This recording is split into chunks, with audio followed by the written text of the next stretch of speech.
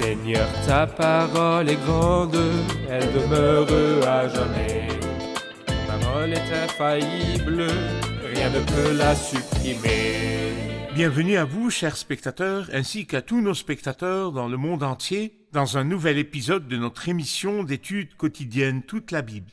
Nous poursuivons notre étude du deuxième livre des Chroniques, l'un des livres historiques de l'Ancien Testament. Nous en sommes au chapitre 15 et chapitre 16. Dans le dernier épisode, nous nous sommes arrêtés sur Asa, le roi juste et pieux, qui était avec Dieu dans les rangs de Dieu, et Dieu a pu accomplir une grande œuvre à travers lui. Aujourd'hui, nous découvrirons les réformes entreprises par Asa et les derniers jours d'Asa, le roi. Permettez-moi tout d'abord d'accueillir notre invité au studio, le serviteur du Seigneur, l'ingénieur Issam Khalil. Bienvenue, ingénieur. Merci. Honoré de vous avoir. Que Dieu vous Bienvenue bénisse. aussi à nos invités, honoré de vous avoir. Frère Issam, il est dit dans le chapitre 15, « L'Esprit de Dieu reposa sur Azaria, fils d'Obed, et celui-ci alla à la rencontre d'Asa et lui dit, « Écoutez-moi, Asa, ainsi que tout Juda et Benjamin. L'Éternel est avec vous quand vous êtes avec lui.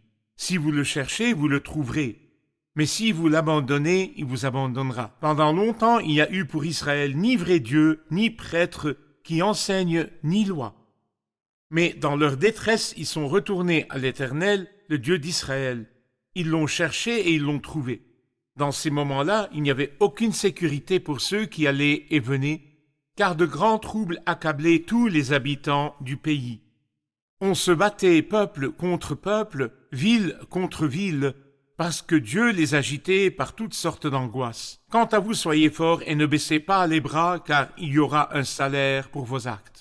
Après avoir entendu ces paroles et cette prophétie, Obed était aussi prophète, Asa se fortifia et fit disparaître les monstruosités de tout le pays de Juda et de Benjamin, ainsi que des villes qu'il avait prises dans la région montagneuse d'Éphraïm, et il restaura l'autel de l'Éternel qui se trouvait devant le portique de l'Éternel. Il rassembla tout Juda et Benjamin avec les membres des tribus d'Éphraïm, de Manassé et de Siméon qui habitaient parmi eux. En effet, un grand nombre d'Israélites s'étaient ralliés à lui lorsqu'ils avaient vu que l'Éternel, son Dieu, était avec lui. Il est clair ici qu'il y a eu un avertissement du prophète Azaria, fils d'Obed, et Asa a obéi à cet avertissement et a commencé à prendre des mesures de réforme. Quelles étaient ces mesures de réforme et le rôle de la parole de Dieu dans la réforme et le réveil? Il lui dit très simplement, regarde l'histoire.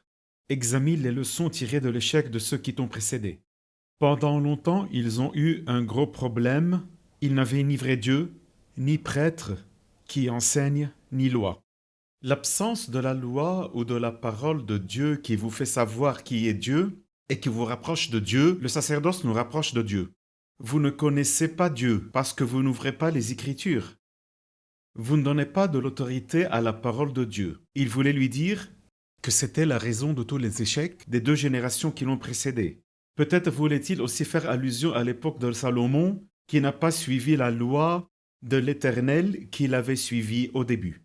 La belle réaction positive d'Asa et de son peuple est que lorsqu'ils ont entendu les paroles prophétiques d'Oded, ils ont considéré que ces paroles venaient de Dieu, et c'est la réaction que Dieu attend à sa parole. Tu entends, tu obéis. Et non pas tu dis « Oh, qu'elle est belle, la parole de Dieu est Mettez belle ». en pratique la Et ne vous parole. contentez pas de l'écouter en vous trompant vous-même par de faux raisonnements. Nous vivons à une époque où la parole est évaluée selon sa beauté. Nous disons une nouvelle parole, une parole forte. Mais qu'est-ce que cette parole a fait dans votre vie? A-t-elle été obéie et mise en pratique? Lorsqu'ils entendirent cette parole, il leur dit, tant que vous êtes avec Dieu, Dieu sera avec vous. Comment traduire nous sommes avec Dieu? Nous purifions, nous réajustons, nous nous rassemblons et nous revenons à la parole. Leur retour à la parole de Dieu a été le début du réveil, et c'est l'un des merveilleux réveils de ce livre qui, comme nous l'avons dit, comporte 5 réveils. C'est le premier dans lequel le peuple revient à Dieu de tout son cœur après une période sombre et une période de grand éloignement de Dieu. En fait, nous pouvons dire que la parole joue un rôle dans le réveil. S'en tenir à la parole, revenir, écouter la parole et Permettez-moi la de mettre en dire pratique. que la parole joue le rôle principal dans le réveil. Oui.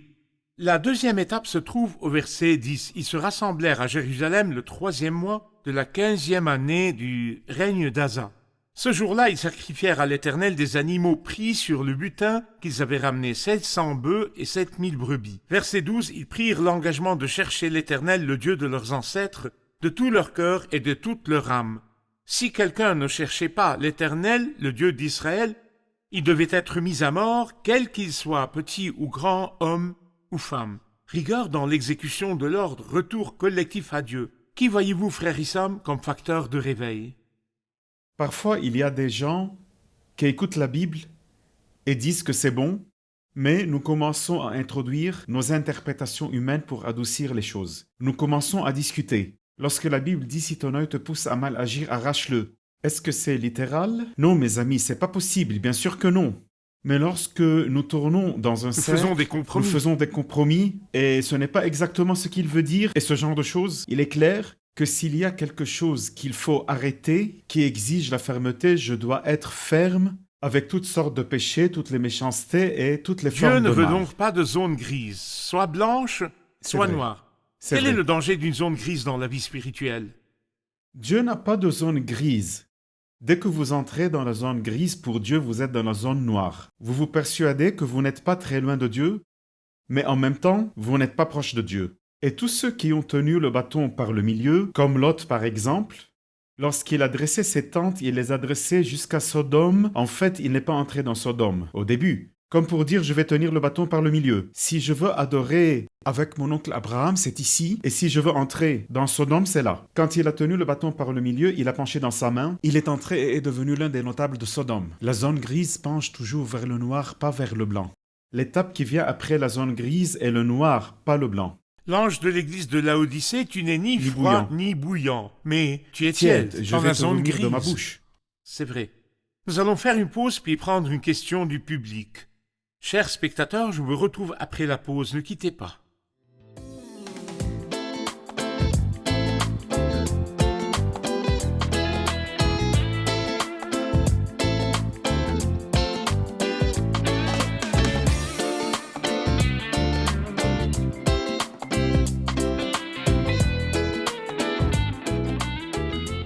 Nous revoici, mes chers amis, pour prendre la question du public. La question. Nous savons que les attributs ou la nature de Dieu sont l'amour. Dieu est amour. Comment peut-il approuver le meurtre ici? En effet, comment Dieu peut-il approuver le meurtre? Ils ont convenu que quiconque ne revient pas à Dieu sera mis à mort, qu'il soit petit ou grand. Comment Dieu peut-il approuver le meurtre alors que nous appelons cela l'ère du réveil? J'aime à dire que l'amour de Dieu ne signifie pas qu'il est indulgent et qu'il tolère le mal. La plus grande manifestation de l'amour de Dieu, Dieu a tant aimé le monde qu'il a donné. Non pas qu'il a pardonné sans prix, qu'il a donné son Fils unique, c'est-à-dire qu'il a dû juger le péché. En la personne de son Fils unique, elle l'a donné pour mourir et proclamer son amour sans renoncer à sa justice. L'amour et la justice ne sont pas du tout opposés. Le fait est que Dieu, en tant que juge juste, a infligé son jugement à de nombreuses nations.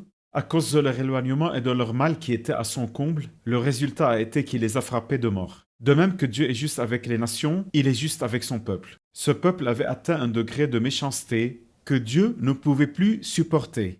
C'est pourquoi il a permis de mettre fin à leur vie, car si leur méchanceté dépasse ce degré, elle corrompra la terre entière et tout ce qui les entoure. Et c'est l'autorité de Dieu. Il n'y a pas de conflit entre son amour et sa justice. Chapitre 16, nous voyons qu'il y a eu d'autres mesures qui ont été entreprises par Asa dans ces derniers jours. La 36e année du règne d'Asa, Baécha, le roi d'Israël, monta contre Juda et il fortifia Rama pour empêcher les hommes d'Asa, roi de Juda, d'effectuer quelque manœuvre que ce soit. Asa sortit alors de l'argent et de l'or des trésors de la maison de l'Éternel et du palais royal, et il envoya des messagers vers Ben-Hadad, le roi de Syrie, qui habitait à Damas. Il lui fit dire qu'il y ait une alliance entre toi et moi, comme il en a existé une entre ton père et le mien. Vois, je t'envoie de l'argent et de l'or. Va rompre ton alliance avec Baécha, le roi d'Israël, afin qu'il s'éloigne de moi. Ben-Hadad écouta le roi Asa. Il envoya les chefs de son armée contre les villes d'Israël, et il conquit Rijon, Dan, Abel-Maïm et tous les entrepôts des villes de Nephtali. Lorsque Baécha l'apprit, il cessa de fortifier le Rama, il interrompit ses travaux. Le roi Asa réquisitionna tout Juda pour emporter les pierres et le bois que Baécha employait à la construction de Rama. Il s'en servit pour fortifier Geba et Mitzpah. Il est clair ici qu'il a commencé à renoncer à son attachement à Dieu et s'est tourné vers une autre force au lieu de Dieu. En quoi est-ce l'une des causes de la chute du royaume d'Asa? C'était une régression, pas une transformation. Transformation. Régresser signifie que je faisais confiance à Dieu à 100%. Et maintenant, c'est 70%. Non, je faisais confiance à 100% et maintenant, je ne fais plus Une confiance à Dieu. transformation à 100%. Oui, à 100% vers l'autre côté. Et ce qui est étrange, c'est que le défi est moins grand cette fois-ci que la dernière fois. C'était une armée d'1 million et un homme cruel, Zérak l'Éthiopien. Et cette fois-ci, tu sais très bien qui ils sont et tu sais que Dieu a toujours donné à ton peuple la victoire sur leur peuple. Même s'il s'agit de tes proches frères, et tu sais que c'est une sorte de résistance de la part du diable contre le peuple qui est revenu à Dieu dans le réveil, et c'est tout à fait normal. À chaque réveil, il y a une qu'après résistance. un réveil, il y ait une résistance. Ce ne sera pas vous qui combattrez, ce sera Dieu. Ce n'est pas nous qui combattrons. C'est sa guerre. Tant que je me bats et que j'affronte la guerre pour l'amour de Dieu, Dieu est entièrement responsable de moi dans cette guerre. Asa a regardé dans ses vieux livres de comptes. On dit qu'un marchand en faillite regarde dans ses vieux livres de comptes. Il a découvert que ton père avait-il l'approbation de Dieu? Tu le sais très bien, tu t'es rebellé contre lui et ensuite contre ta mère. Il a retiré à sa mère son titre de reine. Vous savez que la génération précédente n'a pas honoré Dieu. Il dit « Je me suis souvenu que c'est la méthode qu'utilisait mon père, de conclure un traité avec un autre. » En un mot, l'esprit spirituel disait simplement que ce n'est pas une méthode efficace et que j'ai la méthode efficace que j'ai essayée à 100%. Cependant, il ne l'a pas fait, mais ce n'est pas tout. Quand le Seigneur envoie quelqu'un pour le réprimander, il n'aime pas ça et lui dit « Pour qui te prends-tu pour me parler ? Éloigne-toi de moi. » Et il n'était pas prêt Qui à Dieu accepter a-t-il la envoyé pour le réprimande. réprimander? Le voyant Anani. Que lui a-t-il dit? Parce que tu t'es appuyé sur le roi de Syrie et que tu ne t'es pas appuyé sur l'Éternel, ton Dieu. L'armée du roi de Syrie t'a échappé, donc le Seigneur allait te la livrer. C'est-à-dire à l'avance. Oui, à l'avance, dès le début. Les Éthiopiens et les Libyens ne formaient-ils pas une grande armée avec des chars et un grand nombre de cavaliers? Et cependant, parce que tu t'étais appuyé sur lui, l'Éternel les a livrés entre tes mains. Écoutez ce beau verset. C'est très beau. En effet, l'Éternel parcourt toute la terre du regard pour soutenir ceux dont le cœur lui est attaché sans réserve. Qu'entend-il par là? Ceux dont le cœur est attaché à Dieu ne veut pas dire qu'ils ne commettent pas de péché. Mais je ne vais vers personne d'autre que toi. Attaché Je à ne Dieu. regarde personne d'autre que toi. C'est-à-dire, je ne te cherche pas avec quelqu'un d'autre. Je ne cherche que toi, Seigneur. Mes yeux sont sur toi. Et il en résultera que l'Éternel parcourt du regard pour soutenir ceux dont le cœur lui est attaché sans réserve. Il lui fait part de l'évaluation de Dieu. Il lui dit « Tu t'es comporté de façon stupide dans cette affaire car désormais tu auras des guerres. » Écoutez la réaction d'Asa. Asa fut irrité contre le voyant et il le fit mettre en prison parce qu'il était en colère contre lui à cause de cette parole. À la même époque, il maltraita aussi quelques membres du peuple. Savez-vous ce qu'il a fait d'autre? Non seulement il a fait cela à celui qui lui a annoncé l'avertissement de Dieu, mais quand nous ne sommes pas en bonne condition spirituelle, Nous déraillons. nous nous en prenons aux autres. C'est vrai. Je voudrais dire à tous ceux qui causent des problèmes à leurs frères et voient qu'ils font une erreur et s'en prennent à eux, et ils sont toujours irrités, asseyez-vous et demandez-vous des comptes. Car vous avez probablement un problème avec Dieu, pas avec vos frères. Et vous devez vous en occuper. Parfait, nous allons faire une pause puis prendre une question du public. Chers spectateurs, je vous retrouve après la pause, ne quittez pas.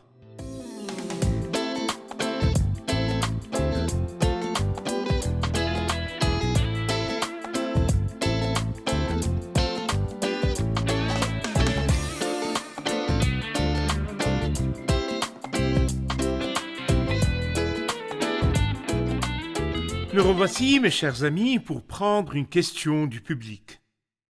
La question. J'ai une question. Franchement, je suis étonnée qu'après le réveil qui a eu lieu dans la vie d'Asa, tout d'un coup, il y a eu un déclin. En tant que croyante, ma condition spirituelle peut être bonne, mais tout d'un coup, je peux tomber dans le péché. Que devrais-je donc faire pour éviter d'y tomber? C'est une situation qui laisse perplexe, de haut en bas de l'échelle. Quelle garantie avons-nous? La grande différence qui a fait passer Asa du haut au bas de l'échelle, c'est le moment où il a cru qu'il pouvait faire quelque chose de bien. L'indépendance vis-à-vis de Dieu. L'indépendance de Dieu. Ou plutôt, pas seulement cela. Il n'a pas dit « je suis indépendant de Dieu ». Non, son sentiment de ne pas avoir besoin de Dieu. Le moment où je pense que je peux faire quelque chose tout seul, c'est le moment de la chute. C'est pourquoi tant que je m'accroche à lui, Tant que je suis près de lui, tant que je me sens faible, en fait, nous devons apprendre à nous sentir faibles. Et que sans Dieu, comme le dit le chanteur, sans toi, Seigneur, je ne suis Rien du rien tout. du tout. Tiens donc ma main droite et guide-moi toujours dans ta voie. Dans le sens où ce qui me donne la garantie, c'est Seigneur, je ne t'abandonnerai pas. Je ne peux pas vivre sans toi. Je ne regarderai personne d'autre que toi. Je ne parlerai à personne d'autre. Je ne chercherai personne d'autre. S'accrocher à Dieu, c'est la garantie de ne pas tomber, mais le contraire est vrai. Ce qui est étrange, c'est qu'il était si obstiné à ce sujet. Quelqu'un peut se détourner de Dieu, et Dieu attire son attention par un chant, par un verset, par un service, par quelqu'un qui lui parle, et il reviendra, mais il s'obstinait à être têtu. Le problème de l'entêtement, c'est qu'il multiplie les problèmes. Parce que la résistance au Seigneur est très difficile. C'est comme l'idolâtrie, que Dieu nous donne la grâce de ne pas nous éloigner de lui, et si cela arrive, le Seigneur nous avertit toujours. Ce que nous devons faire, c'est lui obéir et nous remettre en route avec lui pour continuer le voyage. Et c'est la garantie. Imaginez-vous que quelqu'un règle son alarme pour se réveiller à une heure précise et, quand le réveil se déclenche pour le réveiller, il en est agacé. Il Il le l'attrape jette. et le casse. Il ne veut pas qu'il le réveille. Mais pourquoi l'as-tu réglé? Pourquoi détestes-tu sa voix qui doit te réveiller? Voici ce qui s'est passé. Le prophète alla voir Asa et lui dit des paroles dures. Il y a un jugement à cause de ton péché. Le jugement l'a irrité. Il arrêta le prophète et le mit en prison. J'aime toujours à dire, quand la parole nous réprimande, quand la parole de Dieu nous réprimande, comment devons-nous réagir? Nous humilier. Nous humilier. Quel danger y a-t-il à ignorer la parole, comme il a ignoré le prophète ici et l'a mis en Celui prison? qui méprise la parole se perd. Le résultat sera qu'il se condamne à la ruine. C'est ce qui s'est passé avec Asa. Frère Issam, je ne peux pas laisser Asa avant la fin de ses jours, avant de parler de sa maladie. Il est dit au verset 12, « La 39e année de son règne, il eut une très grave maladie des pieds. Toutefois, même pendant sa maladie, il ne consulta pas l'Éternel, mais les médecins. » Des mots importants et Oui. alarmants. J'ai 2 commentaires très importants à faire à ce sujet. Allez-y. Il importe peu à Dieu de nous dire qu'il eut une maladie de pied, de main, sauf si cela a une signification spirituelle. Bien sûr, Ici, les pieds signifient la conduite. la conduite. Mon éloignement de Dieu fera que ma conduite, c'est à leur fait que Vous les vous les reconnaîtrez. reconnaîtrez. C'est pas à discuter. Cela parle donc de conduite. Tu dis ce que tu veux, tu es roi sur le peuple, un homme, un chef, et tout cela. Mais ta conduite commence à s'avérer mauvaise. La deuxième chose que je veux commenter, pendant sa maladie, il ne consulta pas l'Éternel, mais les médecins. Certains pensent que c'est pas bon de le faire. Consultez l'Éternel. Ce verset ne le dit pas. Il faut considérer le verset dans son contexte, car cette maladie est un jugement. Et il ne peut être écarté par les médecins, mais par Dieu. Par la repentance. Par un retour à Dieu. Le problème ici n'est pas celui des médecins. Le problème, c'est que Dieu a permis cette maladie pour le faire revenir à lui, et il n'est pas revenu. Et pourtant, il n'a pas accepté le prophète ni la repentance, tout comme il a cherché quelqu'un d'autre que Dieu pour l'aider à vaincre son ennemi. Il a cherché quelqu'un d'autre que Dieu pour le guérir de la maladie que Dieu avait permise. Cela n'arrivera jamais. Mais en ce qui concerne la médecine et tout cela, la Bible en est pleine dans le Nouveau Testament. Nous entendons parler de gens qui allaient voir des médecins et les médicaments que Paul a prescrits à Timothée. Et ce genre de choses. Il n'y a rien de mal dans la médecine en soi, mais le problème ici se résume au fait qu'il s'agit d'un jugement de Dieu. Un jugement qui ne peut être écarté qu'en revenant à Dieu. Une mauvaise fin pour quelqu'un qui avait bien commencé. Malheureusement. Bien qu'Asa ait bien commencé, sa fin a été mauvaise. Mais après sa mort, verset 14, on l'enterra dans le tombeau qu'il s'était fait creuser dans la ville de David. On le coucha sur un lit qu'on avait garni d'aromates et de parfums préparés selon l'art du parfumeur, et l'on en brûla en son honneur une quantité très considérable. Il s'agit clairement d'une scène d'honneur, bien que ce soit une fin tragique. Que C'est le voyez-vous Dieu là? de toute grâce. Nous avons convenu au début de ce livre que nous observons Dieu dans sa grâce et non l'homme dans sa responsabilité. Il veut dire « je n'ai pas oublié tes premières bonnes actions ». Il est vrai que tu t'es condamné à un parcours stupide, tu es arrivé à un point où j'aurais aimé que tu n'arrives pas, mais Dieu continuera à aimer tout ce qu'il y a de beau chez cet homme. Il veut dire « je t'ai honoré pour la partie où tu m'as honoré ». Il a répondu car Dieu ne sera jamais redevable. Sa réponse a été de lui donner cet honneur même s'il est mort sous la correction. Cela me rappelle par analogie Samson, que C'est l'Esprit vrai. de l'Éternel avait commencé à pousser à l'action entre Tsoréa et Eshtaol. Il sortit de cette ligne et fit ce qui lui semblait bon, et quand il mourut, il fut enterré entre Tsoréa et Eshtaol. Dieu n'est pas comme nous. Si tu me fais du mal, j'oublierai tout le bien que tu m'as fait. Non, Dieu est très juste. Les erreurs ont un prix, c'est vrai. Mais si tu as fait du bien avant, je n'oublierai jamais que tu as fait du bien et que tu as fait ceci et cela. En d'autres termes, pour Dieu, les bonnes actions n'annulent pas les mauvaises et les mauvaises n'annulent pas les bonnes. Pour chaque C'est chose, vrai. vous recevrez une récompense de la part C'est de vrai. Dieu. Merci beaucoup, frère Dieu vous Issam. Nous bénisse. revoyons l'épisode Allez-y. avec nos invités. Comment voyons-nous dans l'épisode d'aujourd'hui que la parole de Dieu a un rôle important à jouer dans le réveil et le rafraîchissement spirituel? Nous avons compris que revenir à la parole de Dieu, y adhérer et la mettre en pratique sans compromis est toujours le début du réveil et que la parole de Dieu joue un rôle fondamental dans le réveil, car c'est elle qui nous fait connaître qui est Dieu. Nous avons aussi compris que si la parole de Dieu nous réprimande, nous devons nous soumettre à cette réprimande, car celui qui méprise la parole se perd. Quelle parole de jugement le voyant Hanani a-t-il prononcée contre Asa? Le voyant, Hanani a dit à Asa que le roi de Syrie, sur lequel il s'est appuyé au lieu de s'appuyer sur Dieu, l'a échappé. Il lui dit aussi qu'il y aura des guerres pendant la vie d'Asa, à partir du jugement prononcé par Hanani. Quelle a été la réaction d'Asa à cela? Asa, au lieu de se réprimander et de dissuader de ce qu'il faisait, au contraire s'empara de Hanani, l'emprisonna et lui fit du mal, parce qu'il avait de l'orgueil dans le cœur et refusait de s'humilier devant Dieu. Merci beaucoup, que Dieu vous bénisse, frère Issam. Nous poursuivrons notre étude dans le Merci. prochain épisode si Dieu le veut. Chers spectateurs, la Bible dit « En effet, l'Éternel parcourt toute la terre du regard pour soutenir ceux dont le cœur lui est attaché sans réserve. » Et ce grand principe nous dit que Dieu est toujours avec ceux qui s'en remettent à lui. La puissance de Dieu agit en faveur de ceux qui s'appuient sur lui. Les richesses de Dieu sont en faveur de ceux qui se confient en lui. L'indépendance vis-à-vis de Dieu est le début de la ruine. L'indépendance vis-à-vis de Dieu est le début de la pauvreté. Dieu n'a-t-il pas dit à l'ange de l'église de Laodicée « Je suis riche, je me suis enrichi et je n'ai besoin de rien. Tu dis cela, ange de l'église de Laodicée? Ne sais-tu pas que tu es misérable, pauvre, aveugle et nu? Celui qui veut être indépendant de Dieu se tend un piège, il se prend au piège. » La question de l'épisode d'aujourd'hui. Quelles sont les raisons du déclin du bon et juste roi Asa du sommet au bas de l'échelle? La question de l'épisode d'aujourd'hui. Quelles sont les raisons du déclin du bon et juste roi Asa du sommet au bas de l'échelle? Je vous retrouve dans le prochain épisode. Que le Seigneur soit avec vous. Seigneur, ta parole est grande, elle demeure à jamais. Ta parole est infaillible, rien ne peut la supprimer.